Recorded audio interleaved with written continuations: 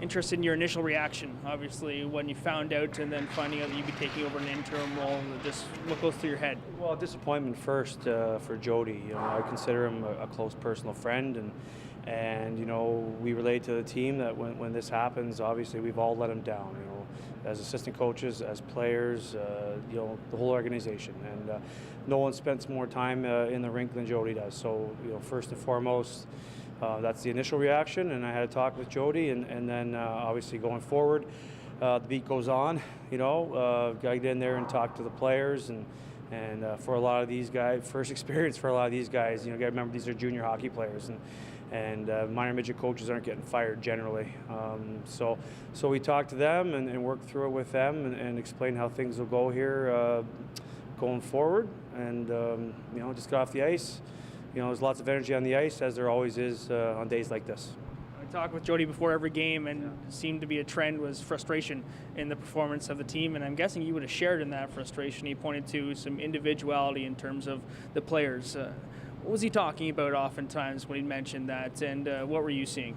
Well, you got to remember with junior, and you can watch at the World Juniors now, and how many times have there been momentum swings, even at the highest level of junior hockey, where a team can give up a 3-goal lead in 5 minutes. Okay, so we're dealing with teenagers, and when things don't go well, teenagers don't have the ability to simplify; they complicate, and that's what's been going on here.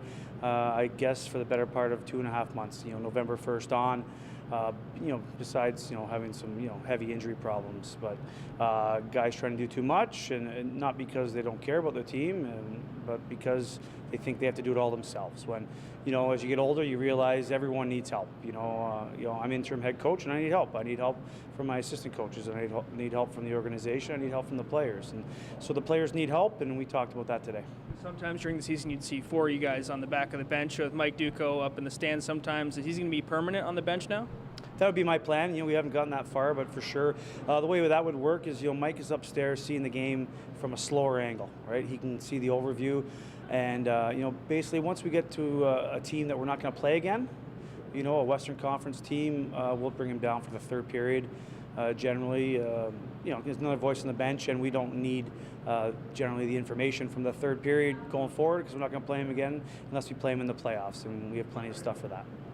Again, for you as a head coach now in this role, what are you going to try and do a little bit differently that you might have seen wasn't going right? Because I know you want to put your own stamp on things. You can't really change too much because it's pretty ingrained into their heads, but what's your first priority? Well, accountability, and we always say it, and Jody preached it since day one here, and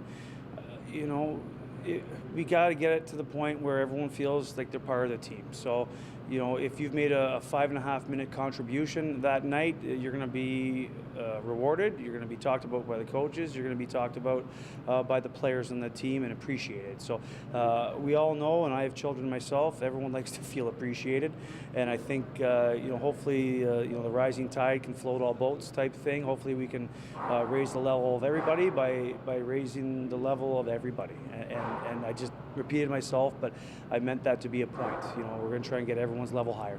Absolutely makes sense. And one difference maybe I noticed from my point as an observer, the team may be a little bit tighter as a group last year off the ice compared to this year. Would you say that might be true? And do you think something like this, a shock, might bring them together a little bit? Well, I wouldn't talk that much about team chemistry as far as being in the dressing room, because I've been in a dressing room as a player for 20 years. We know what goes on in the room, but we don't know it all. If you want the goods on that stuff, you go to the trainer, who's in there 95% of the time, and he knows those players inside and out. We have to have a bit of a working relationship with the players, and is everyone best friends? Absolutely not. I witnessed many fistfights when I was playing for the Peterborough PETES as a player up and down the ice in practice. So I think we've seen some of the NHL highlights this year from practices as well in Montreal. We don't have that going on here. I haven't seen that this year, but I wouldn't speak on team chemistry. And when you are going in there as a coach, have you ever been a head coach before? I've been an assistant in Europe. I've been a head coach in summers here at the level below in Tier 2. So I've run a bench before, and as I was getting near the end of my playing career, I got into coaching with this in mind. I've been in or around a bench, I guess, for the last 7-8 years. So disappointed, and could you say even a little bit excited still going forward?